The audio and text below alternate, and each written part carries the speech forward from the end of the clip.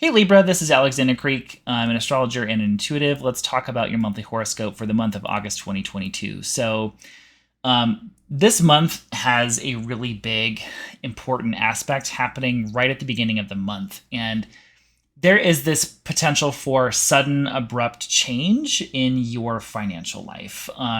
This doesn't have to be a bad thing, but there is this feeling of turbulence or sudden things going on in your financial sector in your chart.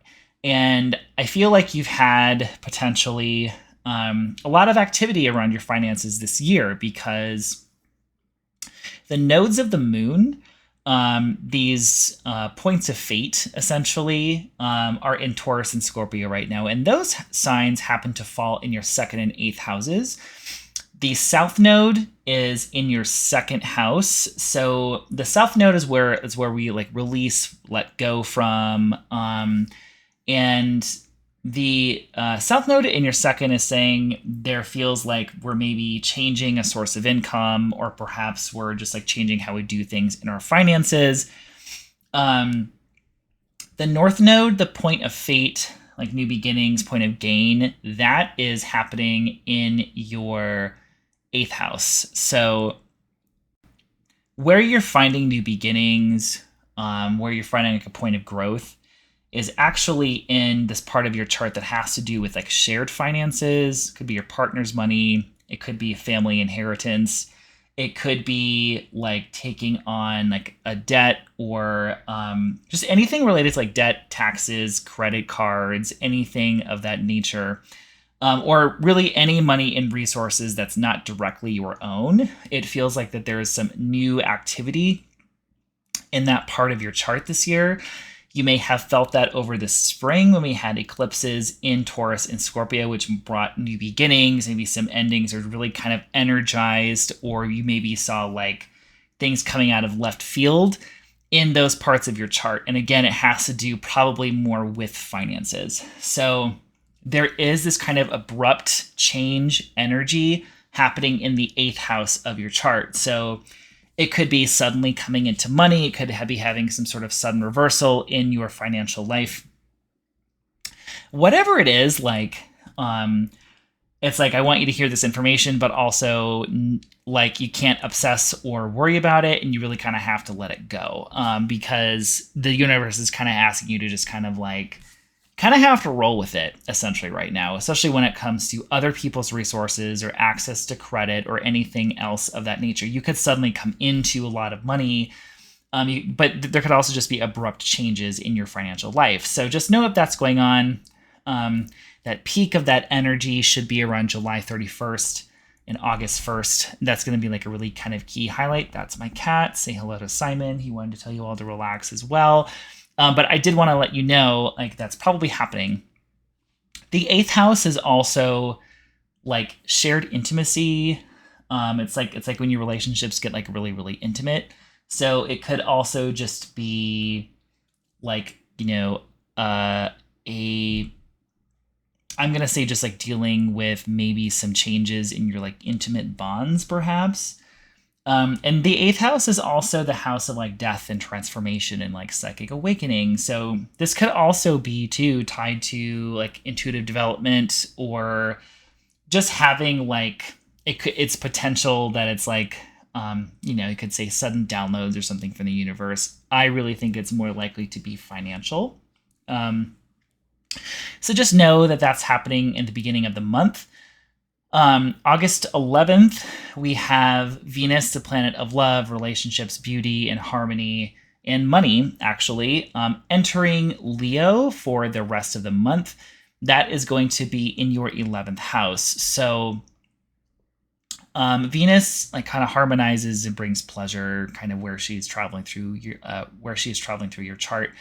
So there could just be some, this is sort of speaks to some fortunate things or to some ease and harmony and beauty found in connecting with groups of people. So whether it's like people online, like connecting with people who have like similar interests to you, joining up with like groups, clubs, organizations, or like this is just a more social kind of feeling energy. This is also a good time to kind of think about your hopes and wishes and goals for the future as well, because that's also a signification of the 11th house. So while Venus is here, this is just it feels like it's better for your social life, better for networking, and better for linking up with other people, with allies, with colleagues, with casual friends. It's sort of like a networking type feeling for me.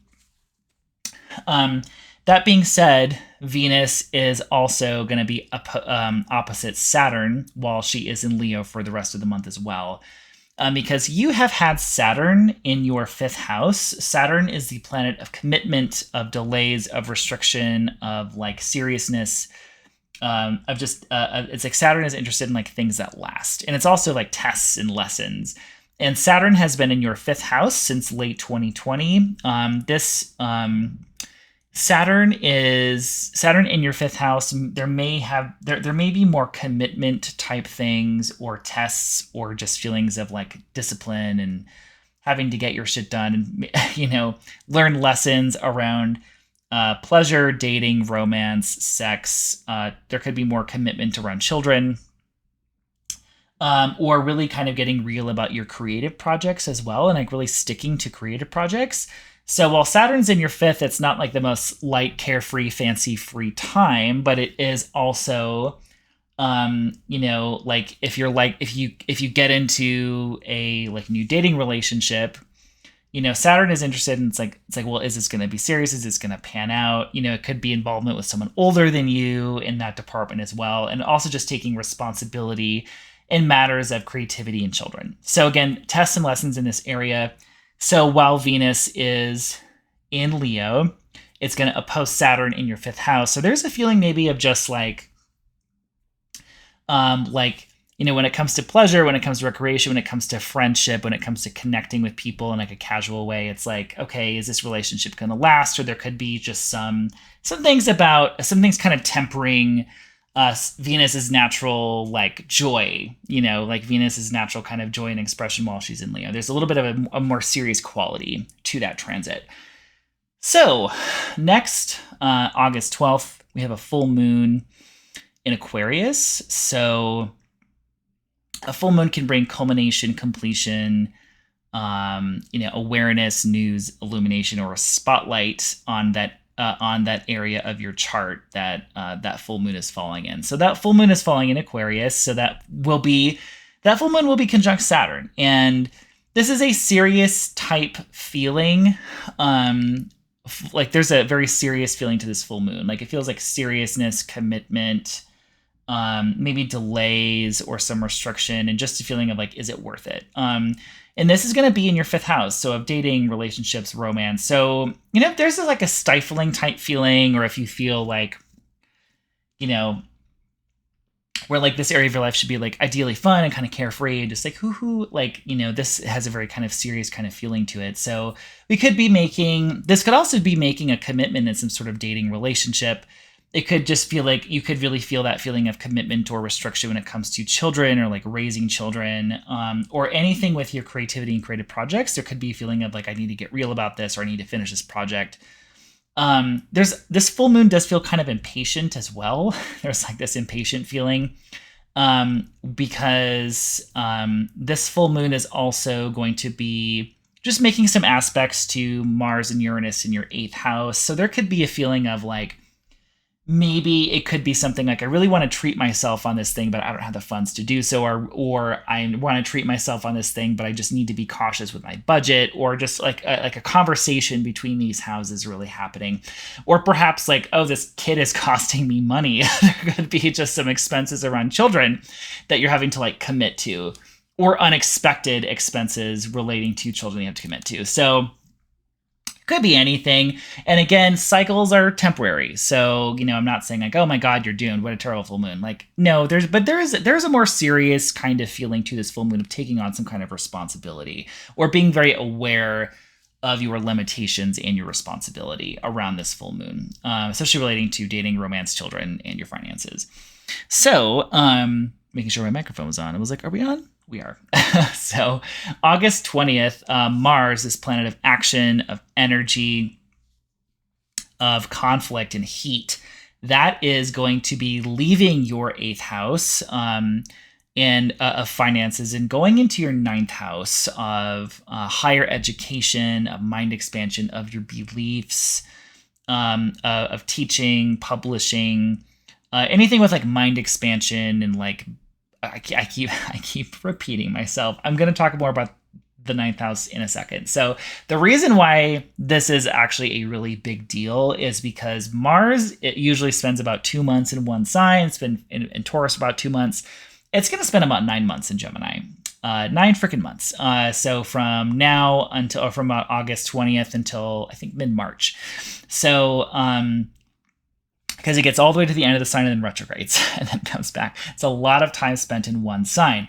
So, Mars, where Mars is traveling through in your chart is about, where you're motivated to take action, where you're more likely to spend action and energy, and also where you're more likely to have conflict or to cut things out of your life or to just, stand up for yourself or to find resistance and conflict. So this is going into your ninth house. So this is going to be more of, you could be defending your beliefs a lot more with Mars going through Gemini, because ninth house is your beliefs, has to do with like your religion, spirituality, your philosophy. Could also just be you taking action on these things as well, and like really going after like a higher education course of study, learning some sort of spiritual thing, learning some metaphysical thing like astrology. You could be really motivated around that. You could also be more motivated or taking action on things like long distance and foreign travel is also a ninth house thing. Could be any kind of publishing or broadcasting venture where you're reaching lots of people with some kind of message. Let's see what else about the ninth house. I think that's pretty much it. Anything like beliefs, mind expansion, spirituality, reaching people, education. There's a lot more heat and energy around these topics. And that's going to be, you're really going to feel that, I think, just because Mars is going to spend so much time there. And again, Libra being a sign that's more like, it's going to be more of like the peacemaker. Mars in your ninth is saying like, there's more of war of words energy for the next 9 months for the collective in general. And you are probably going to spend some energy defending your beliefs, or really going after these sort of higher educational kind of pursuits. So that's going to be happening for the next several months. We'll talk more about that later on. So August 24th, Uranus, planet of awakening, of disruption, again, sudden awakening, is going to retrograde through your 8th house. So over the 24th, 25th, you could be feeling a feeling of like reflecting or reviewing or going back over things and how maybe your financial sector has maybe kind of gone through some shifts the past couple months. But when it starts to go retrograde, I think it will kind of calm down a little bit, hopefully for you as well. And that's going to be retrograde for several months. Retrograde is not a bad thing at all. Sometimes the planet just needs to like chill while it's retrograding. So August 27th, we have a new moon in Virgo. This is a new beginning or new cycle. It's like a reset. And this is going to be in your 12th house. So this is a time for you to kind of rest and pull back, I think, a little bit. To invest in your spiritual health, in your mind and body connection, and kind of getting away for a second from like the busyness of things. And it can also really delve into your psyche and your subconscious. So it can be kind of finding out like what's there and really kind of taking a step back. So that's what I see for that new moon in Virgo. That new moon is pretty energetic. Like it does have a feeling of like going after what you want and like, like it just spicy kind of energy to it. But the fact that it's in your 12th house, I would say like, it's connected to spirituality, maybe educational pursuits, but I really feel like you resting and taking a step back as we get kind of late in that month. So, anywho, so that's my forecast. I hope you enjoyed it. Please like, subscribe if you enjoyed. Leave a comment if you're listening to this on YouTube and tell me like what's going on in your life. What's your rising sign. And well, it's probably Libra if you're watching this, but maybe leave a comment with how you're feeling this energy. And finally, I have a Patreon starting this month as well. So if you want weekly astrological guidance, I'm releasing weekly like astrology weather videos. I'm also doing 2 live streams a month about the new and full moons. We can talk about what's going on in your chart. Around then, you can ask me personal questions. I can do mini readings for you around that time, which should be really fun. And I'm also going to be doing personalized monthly forecasts for folks as well. So if you are interested in that, you can go ahead and check out my Patreon. The link to that is below in the comments. So hope to see you there. Otherwise, I'll see you here next month. Talk to you soon.